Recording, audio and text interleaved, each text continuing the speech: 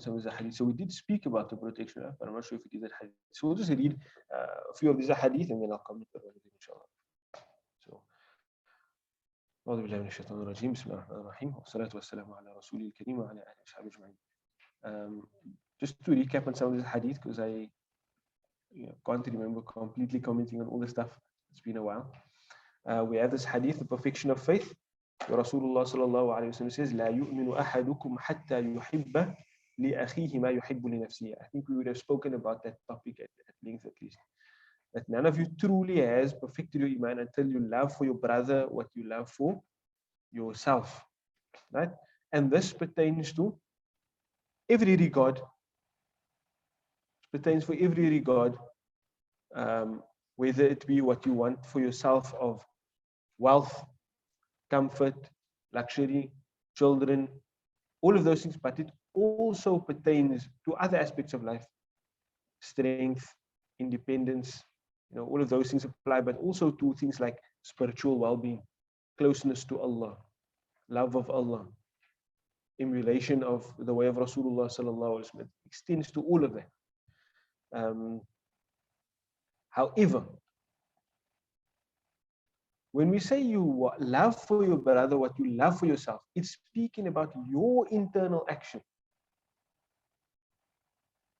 There's a question that then arises: how do I go about getting for my brother what I love for him?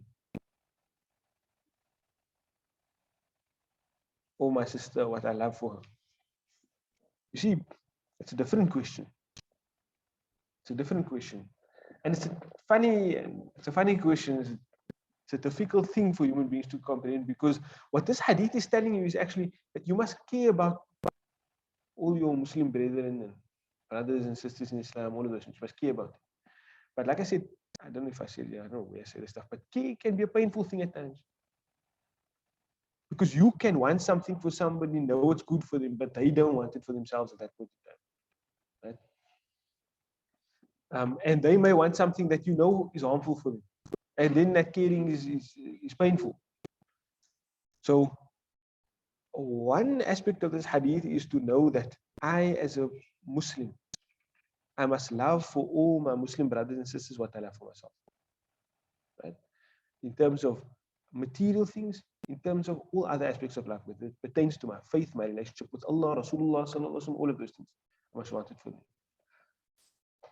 But how I go about ensuring that they get it, that's something that requires wisdom and contextual information. In certain relationships, for example, in the relationship of a parent and child, a parent can impose on the child. Shar'an, if need be, the child can also, a parent can even give the child hiding. Right? Not abusive hiding or anything like that.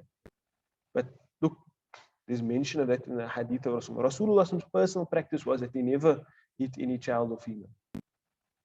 Right? However, his advice included specific scenarios wherein that would be justified. Not an abusive hitting, more as a form of a shock therapy. Right? I remember the one time in my life when my father gave me hiding. Because he never gave hiding. Unless my mommy forced him to. But I remember the one time in my life where he actually gave me hiding. Because he didn't do it that often, so it was a form of a shock therapy. It actually worked. I'm not resentful about it or anything like that. I know what I did was naughty that time. But the point being, in that specific type of a relationship, how you go about expressing that has certain limitations. But what about when what I love for my brother, or the brother that is in question, is not a brother that I have that authority over? What then? If you can't change it with your hand, then change it with your mouth. Then you give naseehah. Naseehah to the person and dua to Allah. Right? And if you can't do it like that, if for some reason you really can't speak to the person, then don't speak about the person. unless you are speaking to somebody that can actually, go and address with a person, or a person that can change it with a hand. For example, there is somebody that's doing something wrong. For some reason, Allahu A'lam, most of the time you can speak to us, but if they, for some reason, you just can't. But I can speak to the person's, somebody that has the person's best interest at heart, and somebody that will be able to address it. Then it may be justified to speak to that person. But other than that, don't speak about other people's flaws. Right? And if you can't do either of those things, then at least make dua for the person. Then at least make dua for the person. And another point of importance here is that when I want something for my brother, then I must consider that person's opinions as well. For example, or not, rather not just that person's opinions, but the Shari'i rulings on things. For example, I'm just going to make an example of something.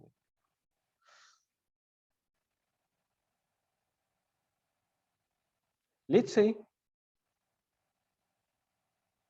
okay, this is a funny, simple example, funny, not so hectic example. Let's say one guy's a Hanafi, another person's a Shafi, right? Right, the Hanafi guy, he is opposed to eating prawns, haram for him. Except when they come to Cape Town, but okay, I'm just joking. No, let's just say, for real. Right? To him, eating prawns is not permissible. Right? And then they come here to Cape Town and they see the Shafi guys drinking tea with the crayfish and the prawns. Right? So you may think, this is haram according to me. That person is doing something that I deem haram. But that's a matter of something that there's difference of opinion. So I consider that in his madhab, that's not wrong.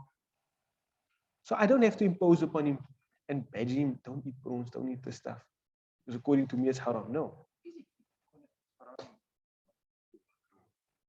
You see, makruh according to the Hanafis means different things.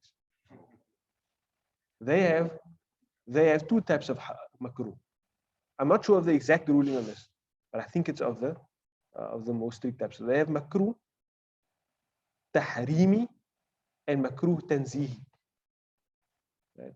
And that means for them, what they call makruh tanzihi, we call makruh. Right? Or the Shafis at least, what they call makruh tahrimi and what they call haram. Both of those categories we call haram. So sometimes they may say something is makruh tahrimi, but the meaning of it actually is you get punished if you do it. The reason for the distinction there is the source of the hurma. Right? Is it something that is like definitive in the Quran Sunnah that renders it haram? Or is it maybe something that only comes, I don't say only because it sounds like I'm making light of it. Is it something that comes from maybe an individual hadith, for example? I'll check the exact hukam according to them. But point being, even if it's makruh, it's somewhat reprehensible. Do I then look at that person and say to him, you know what, I want him to stop doing that thing that he's doing? No, you don't have to think that. Or if I'm a Shafi and I see a Shafi guy, we recite the Fatiha in every rak'ah of Salah. There's Hanafi guy, he's not reciting Fatiha in Salah. Then I think to myself, he's doing something bad. Salah's batil. So I want what's good for him and I go insist upon him, no, you have to recite Fatiha in every rak'ah of your Salah. No. You see, there's a difference between something that is munkar, something that is agreed upon as haram.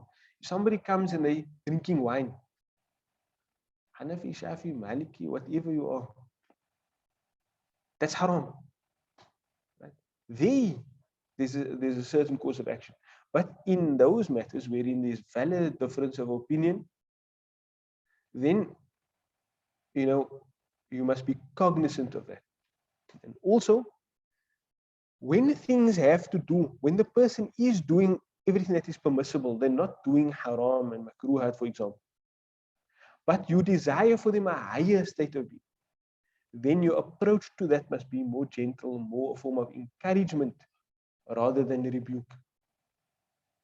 Right? More a form of encouragement rather than rebuke. Lest you make the person feel overburdened by deen, such that Allah doesn't require. Right? So those are just a few.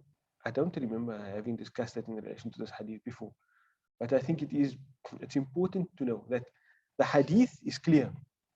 You must love for your brother what you love for yourself.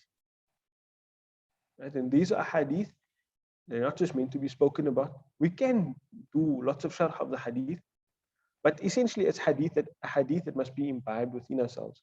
But when we implement it, you see, the actual action in this hadith is not a physical action, it's an internal action. It's an action of the heart, loving.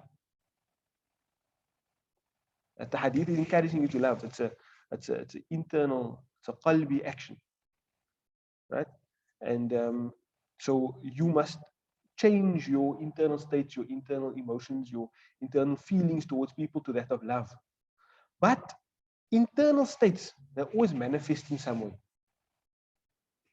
Greed manifests in some action, in some, amal badani, not just the action of the heart. You have the actions of the heart and they manifest in certain things. If a person has, they have a generous heart, then it manifests in giving charity, for example, or feeding other people. So when you have a loving heart, then it manifests in something. So what I spoke about now was pertain to the manifestation of that internal state of having a loving heart. Right? The hadith is primarily telling you, firstly, have a loving heart. Have a loving heart. And the points that I added to that was, how do we allow that to manifest? Right? We must be wise in how we allow that to manifest. Right? The baseline is dua. The baseline is dua. At times it can be more than that, nasiha. But then nasiha in a way that brings about change, not saying something for the sake of saying something. I think we discussed that before. And if it's appropriate and if the relationship is the right one, then it can be done via action as well, disciplinary action or whatever other action. It doesn't have to be of a negative kind, it can be of a positive form as well. So that said, I think it's also on the opposite side about God against jealousy and envy. about guarding against jealousy and envy, certainly yes. If you love for your brother what you love for yourself, look, what is hasad? Hasad, translated as envy, jealousy, all of those things. But essentially, the problematic part of it is this: that you see somebody else has something, you want it for yourself, and you want them to be deprived of it. And you can see then, if you have that understanding, how this hadith negates that. So if you want it for yourself, you should want it for him also. And if he has it and you don't have it, you're happy for him. Like, I'm not gonna lie, I heard this song, Sira song. If you didn't see the thing, go check it out on YouTube. I'm telling you, I wish that those were my words. Like, that's my ardent desire, I wish that I was the one that had written that poem. That song, whatever you want to call it. Zain Bika sings it, but it was written by Sheikh Abdullah Misra. But I'm happy for him that Allah chose him to have written experiences with. Excuse me? It's called the Sira song. Oh, okay, Yeah. Listen to it, let your children to listen to it. I think my kid knows half, if not the whole lineage of Rasulullah, just from listening to that. It's like two. Alhamdulillah. But that's a different thing. That's not that hasad. It's a different thing. It's recognizing good and desiring good for yourself. But I'm very happy that Allah subhanahu wa ta'ala chose him for that. And this hadith, if we look at it in those lights, and we'll see how this hadith, dovetails with that idea of hasad and negates it and ensure that it doesn't come about. That's it. I think we'll end there for now. Take a 10-15 minute break and then we'll come back to Surah Nur. All right? السلام عليكم ورحمة الله وبركاته for now.